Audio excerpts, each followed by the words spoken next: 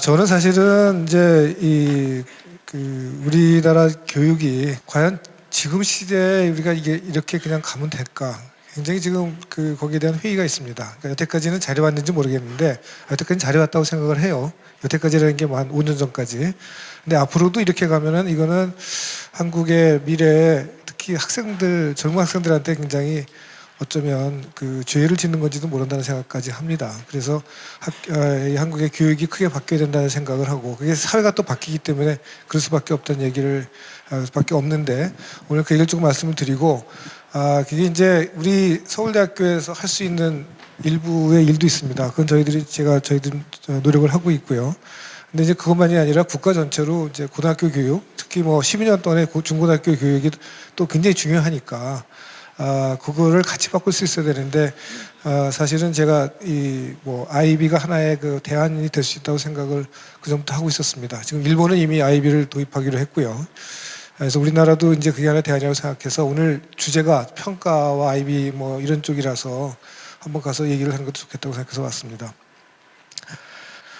4차 산업혁명 시대라는 게 우리 보통 얘기하는 게 다 아시겠지만 이게 2016년 봄에 이세돌하고 바둑 알파고라는 이 회사 바둑 프로그램 컴퓨터 프로그램하고 이제 내기를 한 거죠. 시합을 한 거죠. 근데 사실은 다 아시겠지만 바둑이 컴퓨터가 제일 하기 어려운 거라고 사람들이 다 얘기하고 있었습니다. 워낙 경우의 수가 많아가지고 이걸 다 계산하는 건 거의 불가능하다. 그래서 바둑은 역시 그러니까 이 사람이 계속 컴퓨터를 이길 수 있는 그런 거라고 이제 사람들이 생각하고 있었고요. 사실 서양 체스는 이미 몇 년 전부터 이 컴퓨터가 훨씬 더 잘하게 됐었고, 근데 이제 바둑은 그보다 훨씬 더 경우의 수가 많아서 어려울 거다 이렇게 생각을 해서 아마 기억하시겠지만 이게 5번을 하는데 하기 전에 많은 사람들이 알파고가 한 번이나 이길까 아니면 다 질 거다 이런 게 이제 대충 전문가들의 예측이었습니다. 근데 여러분이 아시다시피 이세돌 교단이 딱 한 번 이겼고 그것도 어떻게 보면 좀 약간 꼼수 같은 거로 이긴 거죠. 그냥 실력 이렇게 했다기보다는 약간 좀 특이한 식으로 이긴 거고. 이제 사실 저는 이 일이 한국에서 일어났다는 거가 한국에는 굉장히 큰 축복이라고 생각합니다. 사람들이 이게 뭐야? 이게 어떻게 세상이 바뀌는 모양이다. 정말로 컴퓨터가 굉장히 크게 바뀌는 모양이다. 이렇게 생각을 하게 된 거죠. 여기 이제 중요한 것이 사실은 알파고라는 게 왜 이렇게 바뀌었냐? 근데 이제 2016년 1월 그러니까 이거는 3월인가 4월인가 했을 텐데 1월 달에 세계 경제 포럼 WEF라고 월드 이코노믹 포럼이라는 데서 보통 다보스 포럼 얘기하는 데서 클라우스 슈밥이라는 사람이 4차 산업혁명 얘기를 했습니다. 그게 뭐냐 하면 이 데이터와 인공지능 그리고 사물 인터넷 연결이 돼가지고 크게 바뀔 거다. 왜 이 컴퓨터가 과연 이기게 됐냐? 이게 그냥 과거의 컴퓨터의 그런 프로그래밍 가지고는 전혀 이기기가 굉장히 어려웠을 텐데 인공지능이라는 새로운 프로그램 그게 이제 딥러닝이라 그래서 머신러닝이라고 얘기도 하고 사람들이 생각하는 거하고 비슷한 레이어된 싱킹을 하게 하는 그런 컴퓨터를 프로그램을 개발해서 그거 여기다 적용했기 때문에 이긴 겁니다. 그러면 그거를 4차 산업혁명이라고 얘기할 수 있느냐? 그러니까 산업혁명이라는 게 의미가 기본적으로 신기술의 보급으로 경제 체제와 사회가 크게 바뀌는 걸 얘기합니다. 우리가 잘 알고 있는 최초의 산업혁명이라는 거는 제임스 와트가 전기기관을 만들게 됐죠. 그러니까 이렇게 되면서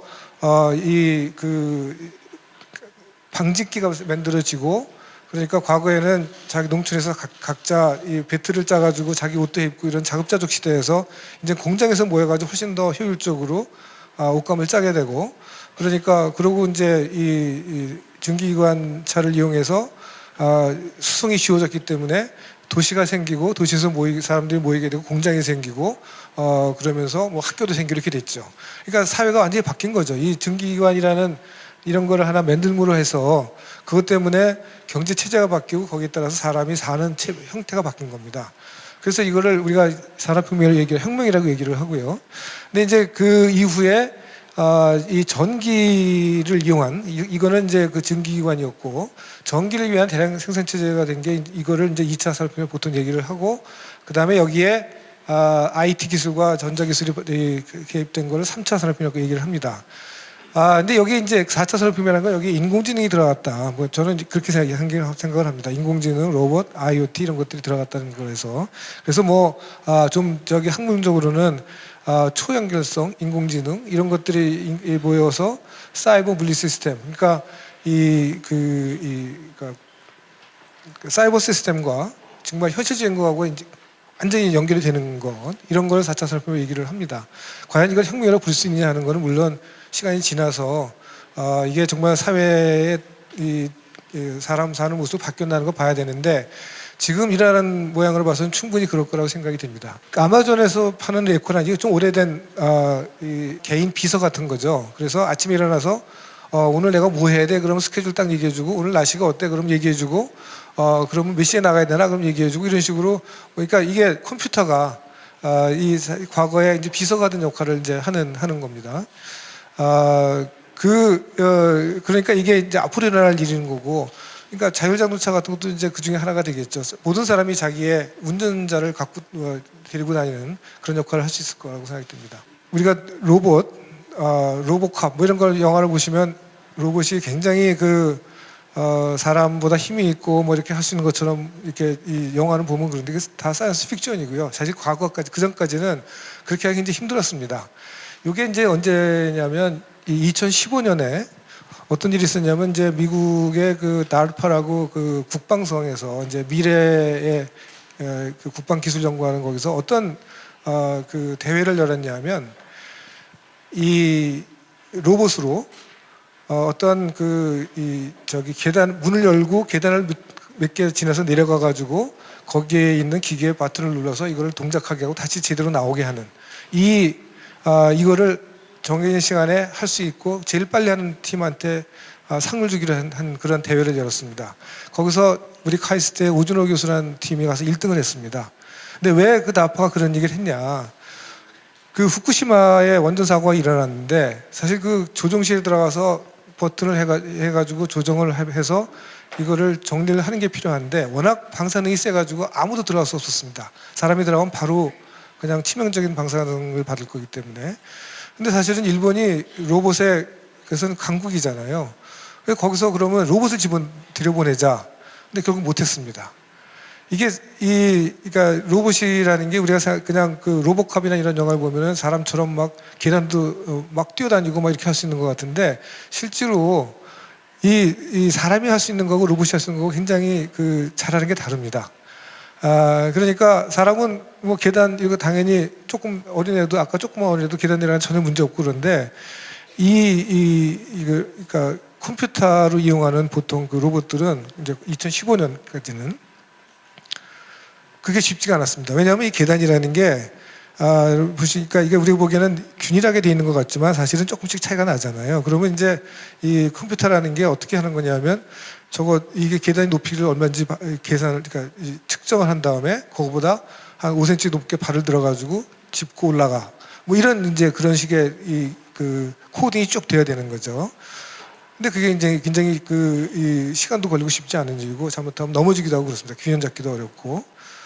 그리고 사람이 할 수 있는 거하고 컴퓨터가 할 수 있는 게 굉장히 다른 것들이 많은데 예를 들어서 우리는 이 고양이하고 개하고를 그냥 보면 다 알잖아요. 애들도 조금 시간이 지나면 애가 조금 나이가 들면 저건 고양이야 저건 개야 하고 금방 알 수가 있는데 사실은 컴퓨터가 구분하는 게 굉장히 힘든 거였습니다.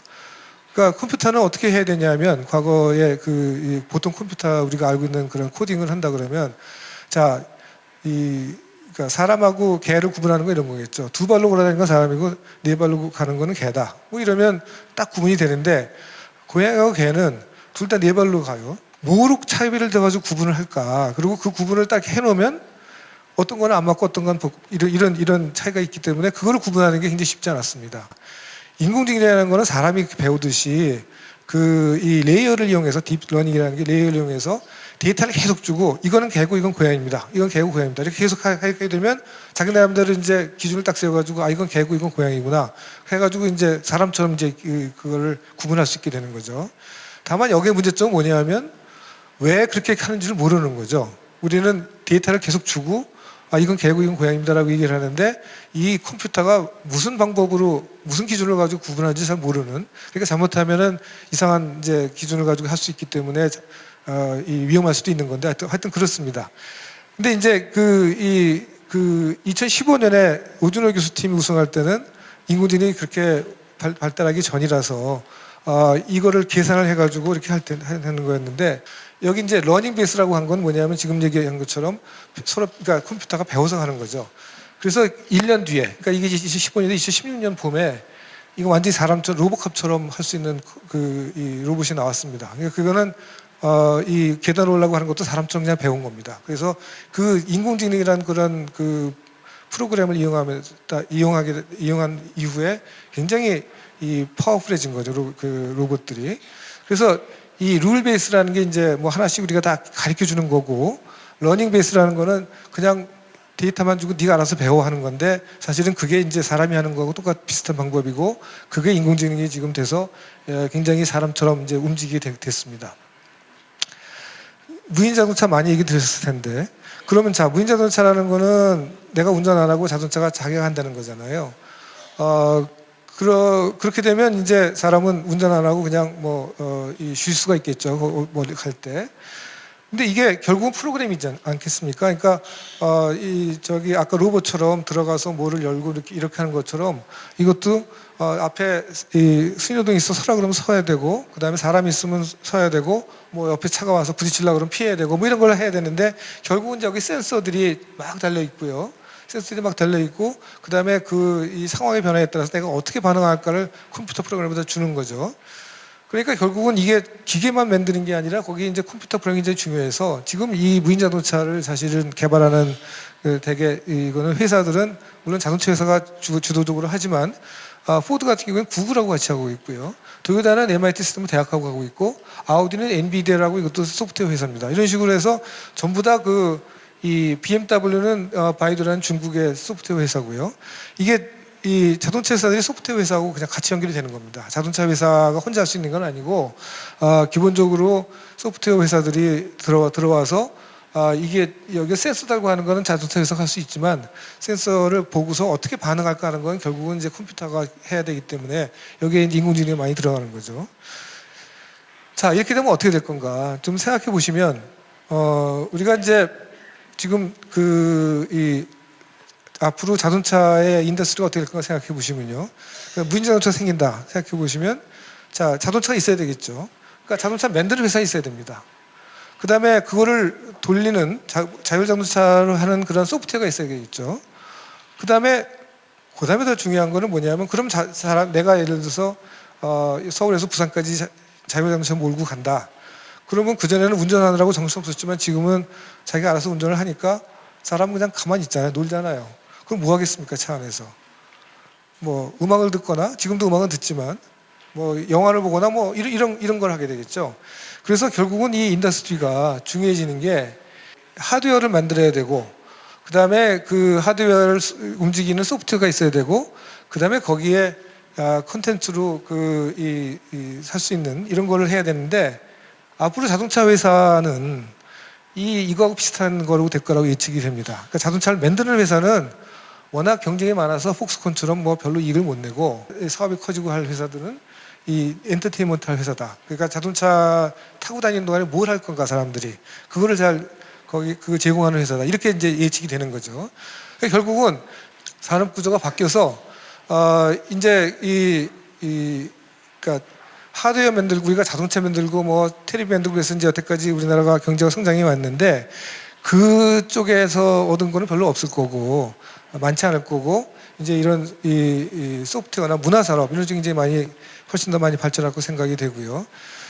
근데 이제 인공지능의 경우는 여태까지 우리가 알고 있던 그런 이 4차 산업혁명하고 좀 다른 것이 뭐냐면, 이거는 사람의 과거에 여태까지 뭐 산업혁명이라 그러면 소위 말해서 육체적인 힘을 갖다가 도와주는 거였습니다. 그러니까 뭐 전기기관, 그러면 뭐 사람이 하던 거를 전기기관이 해서 좀 더 쉽게 만들고 뭐 이런 거였잖아요. 전기 때문에 2차 산업혁명이라고 얘기를 하도, 그것도 역시 마찬가지로 사람이 육성의 힘을 하는 걸 좀 줄여주는 건데, 인공지능이라는 건 사람들의 머리가 하는 일을 대신해 주는 거거든요. 그러니까 이게 굉장히 잘못하면 아까 말씀드린 대로 뭐 예를 들어서 이 개와 고양이를 구분하는 거가 그러니까 구분은 되는데 이 사람이 무슨 이 컴퓨터가 무슨 기준 가지고 하는지 사람은 모르는 거죠. 그렇게 되면 이제 굉장히 위험한 그 기준을 할 수도 있고, 뭐 얼마 전에 얘기가 나왔지만 예를 들어서 구글에서 이 AI로 인터뷰를 하게 했더니 굉장히 이 편견이 많은 그런 판단을 하더라. 보여주는 데이터가 전부 다 편견이 있는 데이터면 그 컴퓨터는 편견이 있는 판단을 할 수밖에 없는 거죠. 사람도 똑같이 사람이 자기가 어떤 문화에 살았냐에 따라서 편견이 있듯이 컴퓨터도 그렇게 되는 겁니다. 그래서 이게 위험할 수가 있다는 거고, 이게 또 사람보다 훨씬 더 능력이 있을 거라고 생각이 돼서 이 위험하다고 생각하는 사람들 많이 있습니다. 그러니까 예를 들어서 스티븐 호킹이라고 유명한 이제 얼마 전에 돌아가셨지만 천재 물리학자는 인공지능이 봤더니 인류의 종말을 초래한다, 이렇게 얘기를 했고요. 앨런 머스크라고 테슬라를 만드는 굉장히 하이텍을 하는 사람인데도 불구하고 이 사람은 인공지능을 도입한 건 악몽을 소환한 것이라서 진배 없다, 이렇게 얘기를 합니다. 물론 이제 이 미래학자나 빌 게이츠나 저 구버그 같은 사람들은 이거 인공지능 하면 굉장히 좋을 거야라고 굉장히 얘기를 하고, 이렇게 낙관론도 있지만 이제 비관론도 있는데, 이 분명한 거는 이 세상이 변할 거다. 거기엔 다 동의를 하는 거죠. 근데 어떻게 변할 건지, 끝이 어떻게 될 건지에 대해서는 사람들 생각이 좀 다른 거고요. 이 과거에 그러니까 이 인류의 발전, 이게 이제 지식의 축적이라고 생각한다 그러면 굉장히 이게 이제 익스포넨셜하게 증가를 하고, 컴퓨터가 자기들이 배우기 시작했으니까 이거는 뭐 굉장히 그러니까 이 지식의 축적 그 정도는 굉장히 빨라질 텐데, 이게 이제 세계 어느 나라나 거의 다 처음 당하는 일이라서 이게 우리한테 도약의 기회도 될 수도 있고, 잘못하면 이제 큰 위험이 될 수도 있겠습니다. 그래서 이제 세계 전부 다 이제 이게 문제가, 이게 상당히 변화가 있을 거라고 생각을 하고, 나라마다 자기 나름대로의 그런 이 전략을 세워서 뭐 하고 있고요. 중국의 경우는 이제 중국 꿈이라 그래가지고 뭐 지금 굉장히 노력을 많이 하고 있고, 나라마다 다 하고 있습니다. 우리나라도 이제 뭐 여기에 대한 얘기를 하고 있고요. 이제 아까 말씀드린 대로 인공지능 하게 되면 예를 들어서 자율주행차 있게 되면은 이 운전수 문제가 있듯이 일자리가 바뀔 거다. 그런데 금방 예측이 가능하죠. 그래서 이제 거기에 대해서 사람들이 좀 연구를 했습니다. 그래서 옥스퍼드 대학 대미 연구팀이, 이게 좀 오래된 일이기는 한데, 없어질 직업이, 과거에 우리도 없어진 직업 상당히 많이 있죠. 뭐 타이프라이터 타이피스트 없어졌잖아요. 우리가 다 모두 직접 치니까. 전화 교환은 없어졌죠. 이런 것들이 이제 없어지고 새로 생겨는 직업도 생기고 뭐 이럴 텐데, 근데 이제 없어지는 직업이 과거 같이 그냥 단순 노동이 아니라 전문직에 영향을 줄 거다라는 거죠. 그러니까 이래서 회계사라는 게 무슨 창의적이 필요한 게 아니잖아요. 그냥 어떤 회계 규칙에 맞춰가지고 이거 되는지 안 되는지 보면 되는 거잖아요.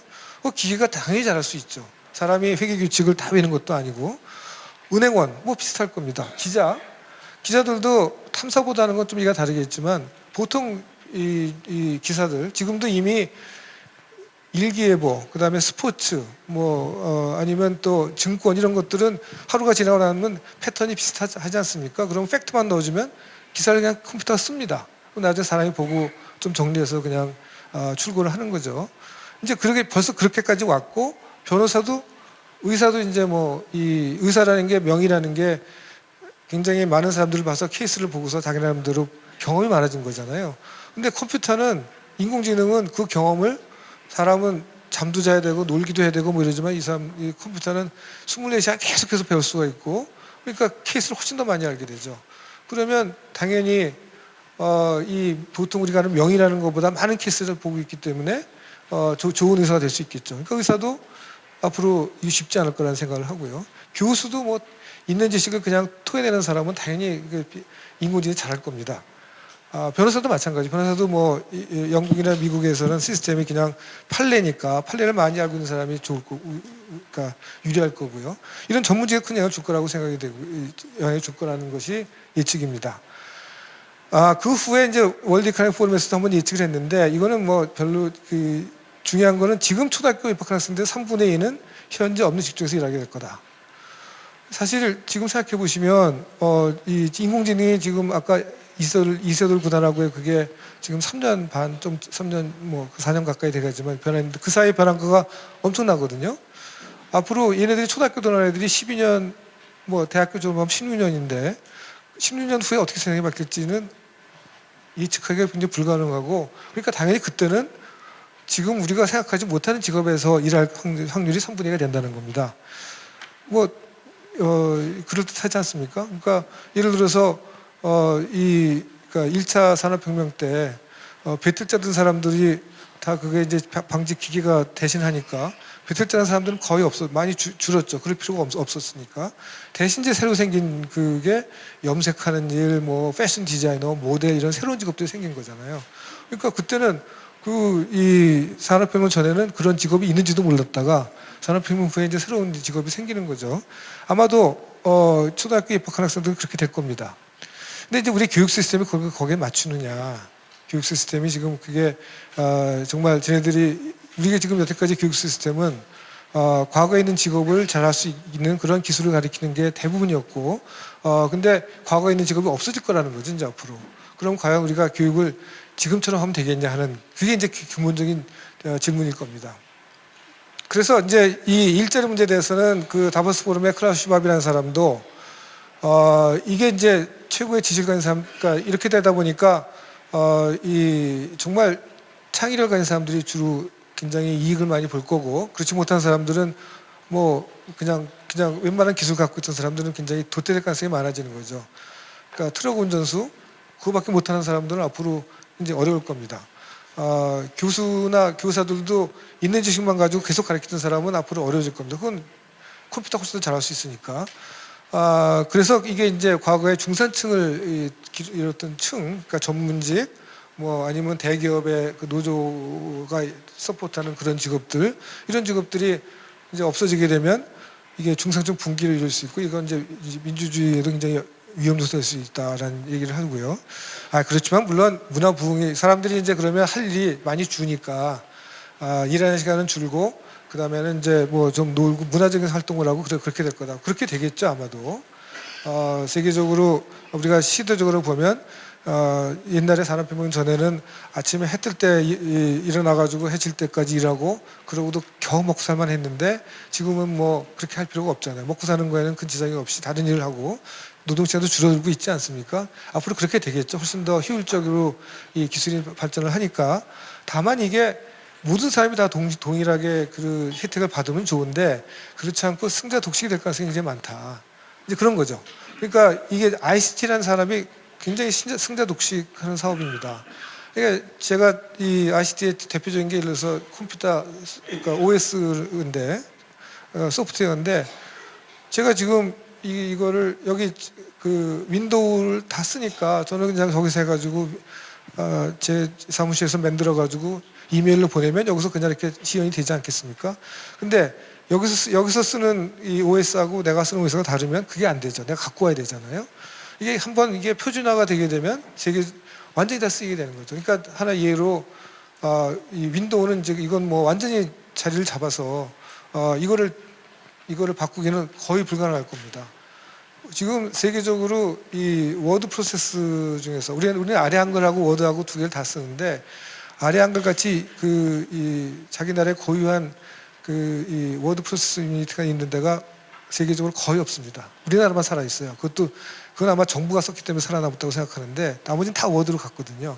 그것처럼 세계적인 표준화가 되고, 구글이 지금 세계의 그 검색 시장을 거의 다 잡고 있지 않습니까? 우리나라 네이버가 좀 잡고 있지만, 그런 식으로 이게 세계적으로 한꺼번에 독과점이 되는, 그러니까 과거에 자동차나 TV 만드는 시대하고는 달라진 거죠. 자동차 같은 경우는 TV 같은 거 예를 든다 그러면 30년 전에는 소니가 독보적인 1위였는데 지금은 LG나 삼성이 훨씬 더 잘한다고 보이잖아요. 그렇게 바꿀 수가 있죠. 왜냐하면 텔레비는 보이기만 하면 되니까, 잘 나오고 해상도가 좋으면 되니까. 그 표준화라는 게 의미가 별로 없는데, 이 소프트웨어 산업은 표준화가 엄청난 중요한 겁니다.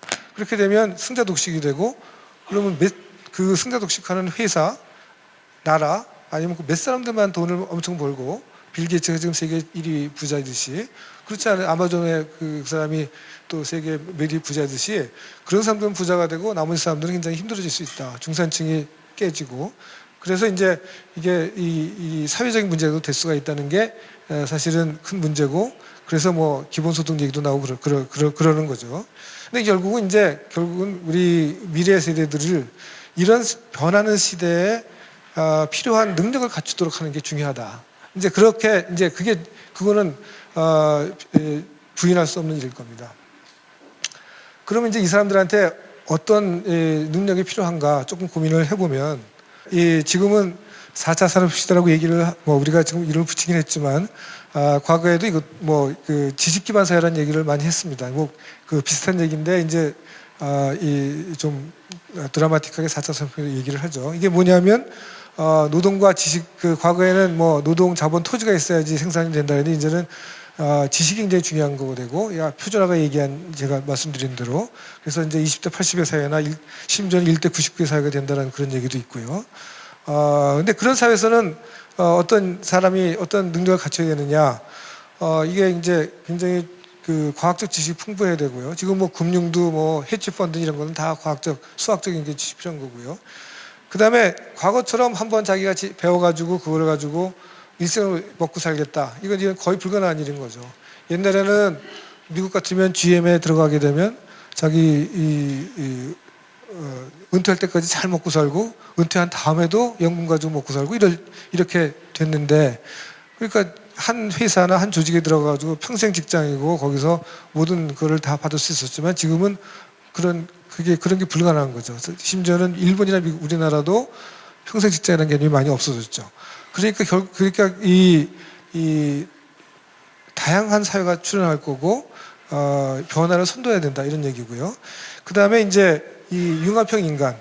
과거에는 예를 들어서 굉장히 분업화되어 있었기 때문에 GM에 들어간다 아니면 현대자동차에 들어간다 그러면 나는 거기에 엔진만 잘하는 사람이야. 누구는 뭐만 잘하는 사람이야. 이런 사람들끼리 모여가지고 다 협업이 돼서 각자 자기 일만 하면 나중에 모여가지고 이제 자동차가 나오는 거였는데 이제는 그런 인더스트리는 굉장히 돈을 많이 버는 인더스트리가 못 될 거고 앞으로의 인더스트리는 그게 아니라 예를 들어서 내가 이 애플을 하더라도 거기서 어떻게 사람들의 감성을 자극해가지고 그런 플랫폼에 들어가게 하나 아니면 어떠한 엔터테인먼트를 하나 이런 게 이제 중요해지는 거죠.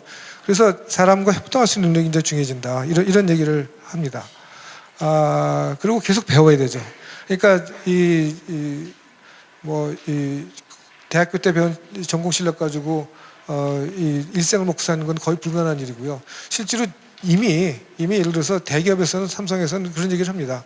아니 그러니까 이 박사를 하고 들어오는데 최첨단 박사를 하는 것보다 기술을 가진 것보다는 차라리 탄탄한 기초 있는 게 낫겠다. 왜냐하면 최첨단이라고 지금 들어와도 5년 뒤에는 그게 최첨단이 아니지 않습니까? 그러면 새로 최첨단을 배워야 되는데 배울 수 있는 게 중요하니까 이거는 이 러닝 할 수 있는 게 굉장히 필요하다. 그런 얘기를 많이 합니다. 그리고 이제 세계적으로 세계화가 됐기 때문에 글로벌 시티즌이 돼야 되고요. 그래서 이제 그 사람들이 미래의 핵심 역량이 뭐냐 하는 고민들을 좀 했는데 여기 보면 이런 것들입니다. 그러니까 이거는 2009년에 나온 얘기지만 비판적 사고, 남하고 다르게 생각해야 되고 창의성이 있어야 되고 협동 같이 해야 되고 문화를 넘나들어야 되고 소통을 해야 되고 컴퓨터를 해야 된다. 이 2016년에 월드 이코노믹 포럼에서도 한 번 또 앞으로 필요한 10개 스킬이 뭐냐. 근데 문제 해결 능력, 비판적 사고, 창의력, 피플 매니지먼트라는 게 결국 사람들과 같이 이용하는, 같이 일하는 일이겠죠. 그 다음에 이제 이모셔널 인텔리전스. 그러니까 옛날에는 지식이 중요했지만 지금은 감성이 중요하다. 이런 얘기를 많이 하고요. 이제 그런 식으로, 우리가 필요한 그러니까 과거에 필요한 앞으로의 능력이 과거와는 많이 달라졌다. 이제 그런 거죠. 그러니까 결국은 그러니까 중요한 거는 있는 지식을 가리켜서 그거를 빨리 토해내게 하는 그런 능력이 중요한 게 아니고 여태까지는 그 능력이 중요했을 겁니다. 2차 산업혁명 시대 우리가 TV나 자동차를 선진국을 따라가서 빨리 할 때 그때 중요한 거는 선진국보다 빨리 배워가지고 그거를 빨리 최신 기술을 거기다 응용하는 거였고 그러면 최신 기술을 빨리 배우는 게 중요했고요. 그런 게 중요했는데 이제는 그게 아니라 새로운 창조력과 문제 해결력을 보는 게 굉장히 중요하다. 그 다음에 이제 내 분야 것만 아는 게 아니라 심지어는 기술을 하더라도 그 기술이 인문사회 교양과 겹쳐야 되고 심지어는 예술과도 겹쳐야 된다. 사실 이제 이 아이폰 얘기가 스티브 잡스가 천재라고 얘기를 하는데, 그럼 아이폰이 만들 때 스티브 잡스가 정말 새로운 기술을 개발했냐? 아닙니다. 아이폰이 나올 때 그 기술은 있는 기술을 다 필요한 걸 같이 모으는 거였습니다. 스티브 잡스가 한 거는 자기가 새로운 기술 개발한 게 아니라 이런 기술들이 있는데, 예를 들어서 그전에도 컴퓨터는 뭐 이렇게 내가 키보드 치고 하는 거가 있는데, 아니 사람들 그거 원하지 않을 거야. 손가락으로 누르면 딱 그게 훨씬 더 편하지 않아? 근데 그 기술이 없었던 게 아니거든요. 기술이 있었는데 사람들이 안 썼던 거죠. 키보드 쓰는 게 보편화되어 있었으니까. 그리고 이거를 확대하려고 그러면 그전에는 키보드에서 뭐 확대하는 키를 누르거나 그래야 되는데, 그러지 말고 우리 손가락 두 개 이렇게 늘려보자. 그 기술이 그게 스티브 잡스가 처음 만든 기술이 아닙니다. 원래 있던 기술이거든요. 근데 그런 거를 모아서 사람들이 이런 거 원할 거야 라는 거를 모아가지고 아이폰을 처음 만든 겁니다. 그러니까 그런 게 중요하다는 거죠. 그러니까 이 첨단 기술이 중요한 게 아니라 사람들이 뭘 원하는지, 그리고 심지어는 이제 예술적으로 어떤 게 더 필요한지, 이런 융합적 인재가 필요하다는 겁니다. 그래서 제가 생각하기에는 이제 여기에 이 교육 과정도 바꿔야 되고, 생각할 수 있는 교육, 능동적 학습의 전환이 굉장히 중요하다. 그런 얘기를 할 수가 있고요.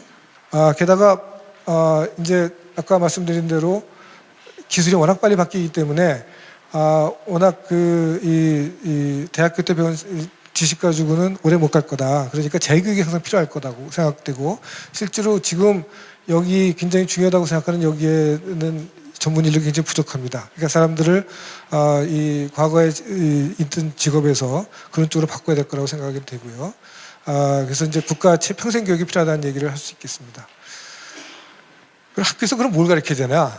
학교에서 계속 평생 교육을 하면서 새로운 기술은 배워야 되지만, 학교에서는 그럼 뭐를 가르쳐야 되나? 제가 생각하기에는 일단 글로벌 리더십이 필요하고, 그 다음에 이 창의력과 이런 걸 타인과 소통하는 능력을 배워야 되고, 이 기초 다른 새로운 걸 계속 배울 수 있는 그런 이 능력을 배워야 되고, 다학제적인 그런 소양을 함양해야 되고, 그다음에 남들하고 같이 협동하는 이제 그런 걸 배워야 된다고 생각을 합니다. 근데 이제 우리가 지금 우리나라 교육과정이 꼭 그러냐 하면 그렇지 않다는 게 이제 문제고, 그래서 이제 제가 서울대학교에서만이라도 그런 걸 좀 해보자. 이제 그런 의미로 지금 교육개혁 약간을 좀 지도를 하고 있습니다. 그 중에 몇 가지만 소개를 드리고요.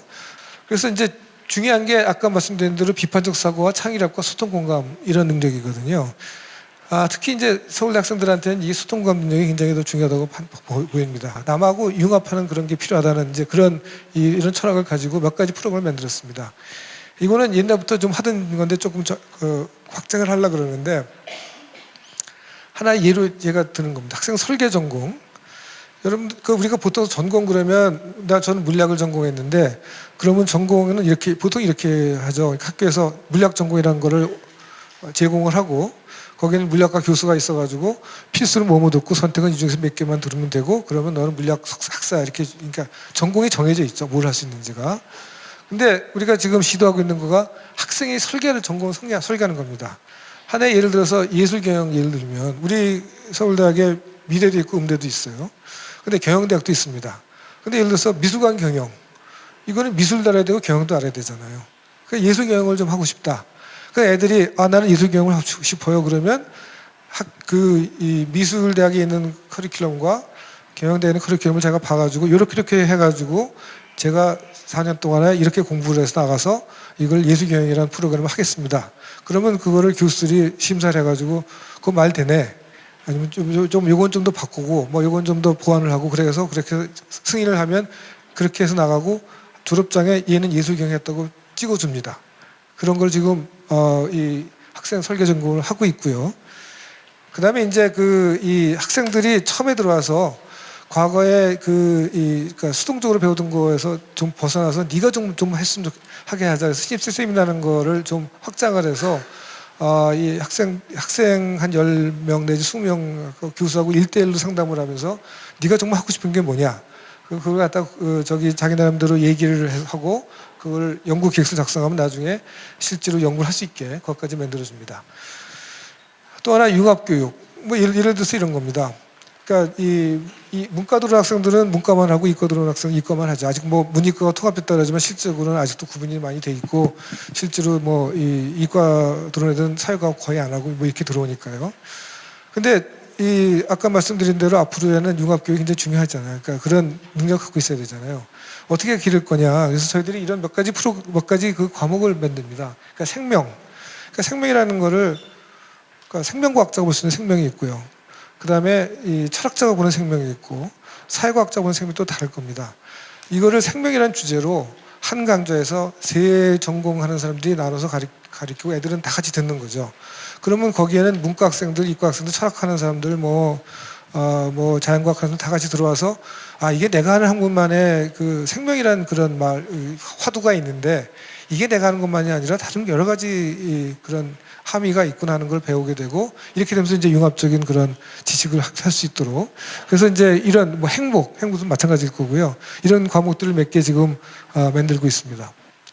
대한민국 교육 그동안 잘한다는 얘기 굉장히 많이 들었습니다. 제프리 삭스가 2015년에 인천에서 하는 그 세계 교육 포럼에 와가지고 한국의 경제 발전 전례가 없는 성과이고 교육이야말로 연료학대 의심의 여지가 없다. 한국 교육 잘한다. 뭐 그렇게 얘기를 했고요. 오바마 대통령은 몇 번이나 그랬죠. 한국에서는 교사가 교육이 좀 잘 되고 있는데 미국은 왜 못하냐. 뭐 이런 얘기를 많이 하고요. 이게 맞는 얘기는 하다고 생각합니다. 여태까지 우리가 발전한 데 있어서는.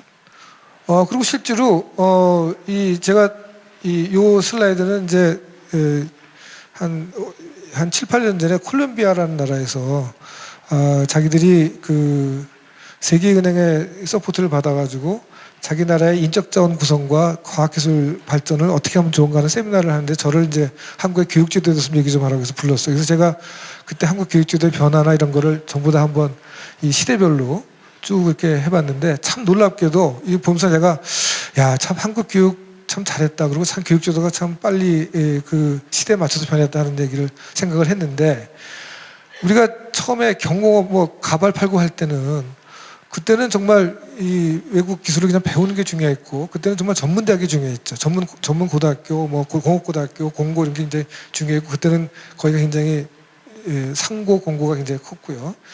근데 그때 이미 키스트라고 해서 과학기술연구원을 만들었고 67년에 그래서 이제 그 다음 단계를 발전하는 거를 갖다가 준비를 했습니다. 그리고 과학기술원을 만들었고 그리고 여기에 이 공대의 정원을 확 늘렸습니다. 근데 그게 80년대에 들어와서 우리가 중화공업 한다 그래가지고 뭐 자동차, 제철 뭐 이런 것들이 이제 그 화학공업 이런 거 늘어났잖아요. 실제로 이때 70년대 말에 예를 들어서 경북대학교 그러면 거기에 전자학과 정원은 300명 이렇게 확 늘어났거든요. 그리고 뭐 전남대학교 같으면 화학공학을 이렇게 늘렸고 그러니까 그 사람들이 나와서 이 80년대에 그 중공학공업을 만들 때 굉장히 큰 역할을 합니다. 근데 그 다음에 이때는 교육 시스템 근데 그래서 실제로 이때 대학의 공대를 늘린 게 이때 많이 80년대에 굉장히 큰 도움이 됐고요. 80년대는 뭘 했냐면 교육에서는 또 대학원을 늘렸습니다. 대학원이 그전까지는 국내 대학원은 거의 유명무실하고 뭐 전부 다 유학 가서 배우고 그랬는데 이제 그때 키아스 과학원을 비롯해서 서울대학 몇 군데다가 대학원 중심대학 한다고 해서 이제 키웠어요. 근데 90년대에 와서 우리가 IT 산업이 커지고 반도체 만들고 이러면서 보니까 인력이 엄청나게 필요한 겁니다. 특히 박사급 인력이.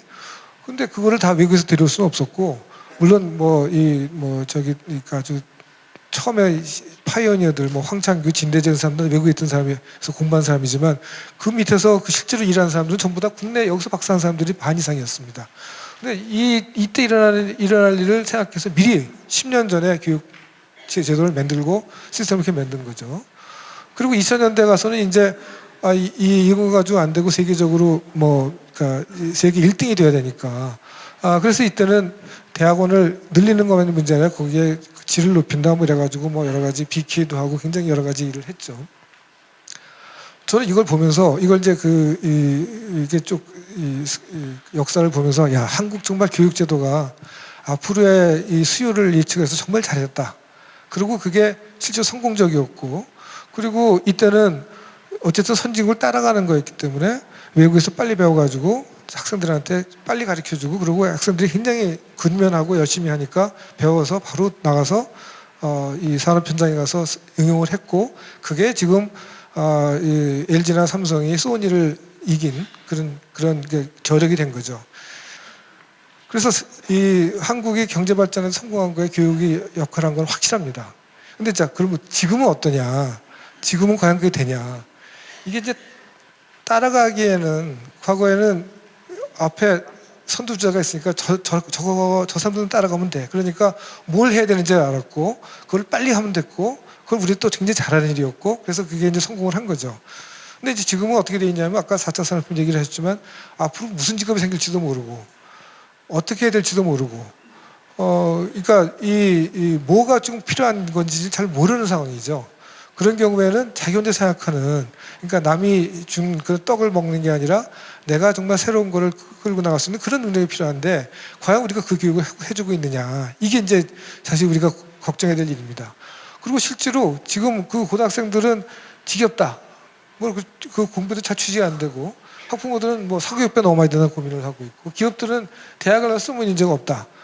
그러니까 여태까지는 대학을 나와서 잘 써먹었는데 지금은 보니까 안 그런 것 같다, 이런 거죠. 대학 교수들은 질이 점점 떨어지고 있다, 뭐 이런 얘기를 하고요. 초중고생들은 너무 학생들 지도하기 힘들다. 언론은 대학이 세계 수준에 따라가지 못한다. 뭐 젊은이들 요새 자녀 교육비 너무 많이 들어서 출산도 포기하고 결혼도 포기한다. 한국 교육에 대해서 엄청난 불만이 있죠. 불만이 있고, 이거를 지금 어떻게 하면 해결한다는 거에 대한 서로 합의도 없는 겁니다. 그러니까 이게 도대체 교육이라는 게 자기가 하고 싶은 거를 재밌어 하고, 그에 자기가 이 능력을 점점 더 키워야 되는 건데, 시험은 잘 봐요. 시험 보는 거, 그거에는 아주 그냥 훈련이 잘 돼 있는데, 실제로 그게 왜 하는지도 모르겠고, 재미도 없고, 내가 잘한다는 자신도 없는 거죠. 그러니까 이게 정말 제대로 된 교육이냐 하는 생각을 하는 거죠.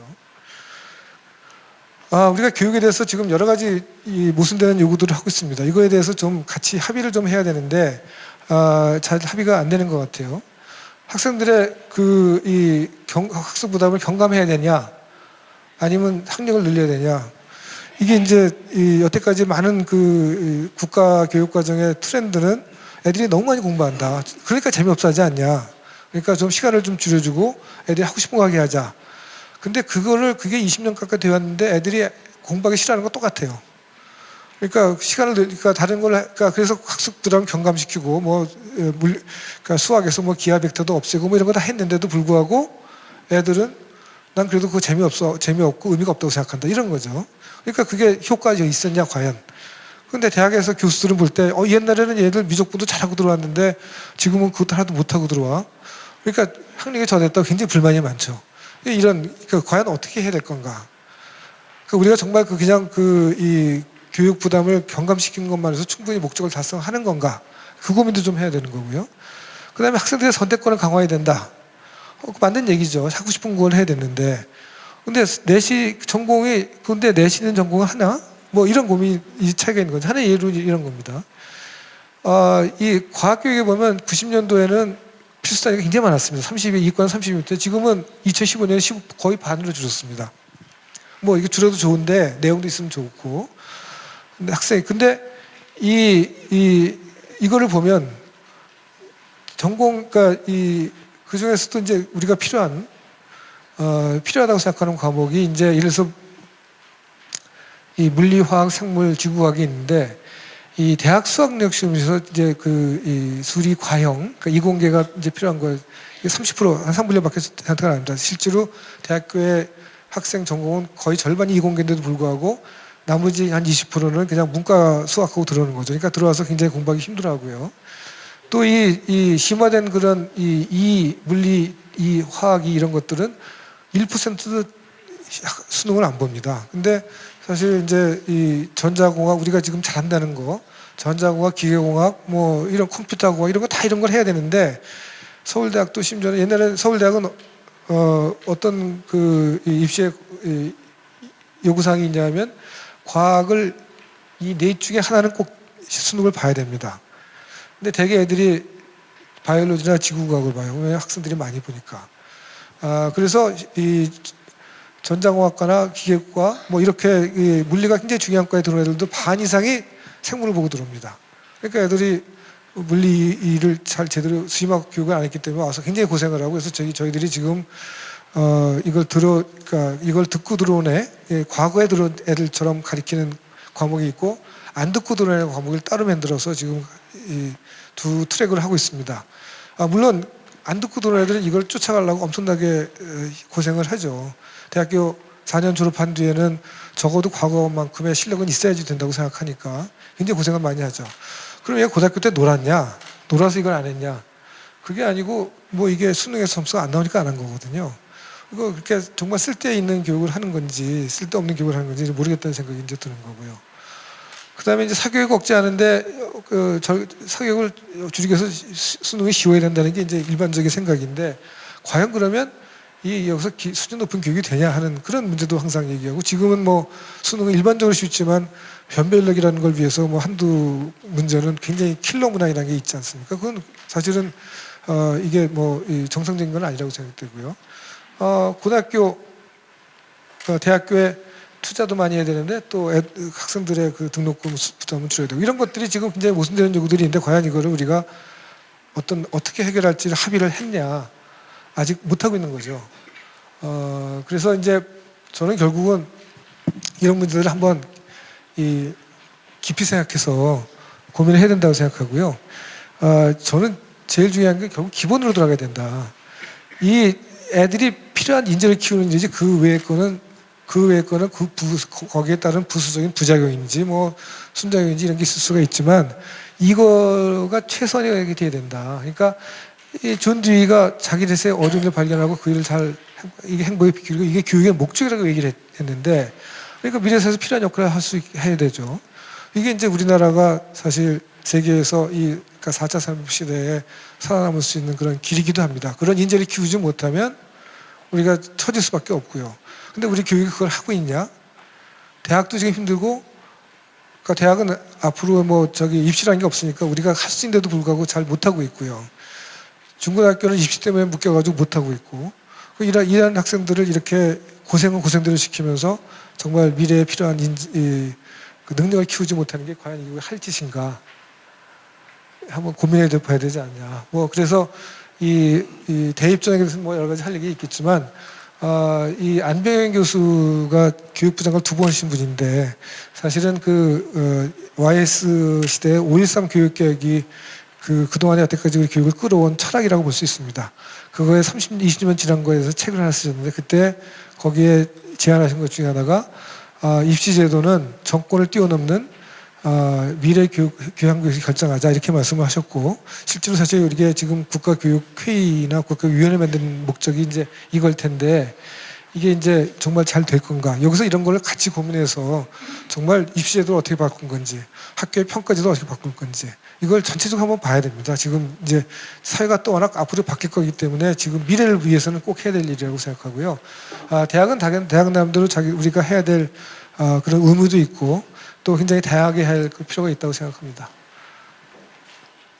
그래서 뭐 앞으로 필요한 거는 미래 예측을 해가지고 교육 시스템을 혁신해야 되는데, 이거는 평생 자기 개발을 해야 되는 거고, 앞으로의 산업은 기업 창업 운영으로 갈 거기 때문에 여기에 맞도록 그런 학생들을 키우는 게 좋겠다, 그런 말씀을 드리고 여기서 얘기를 마치고자 합니다.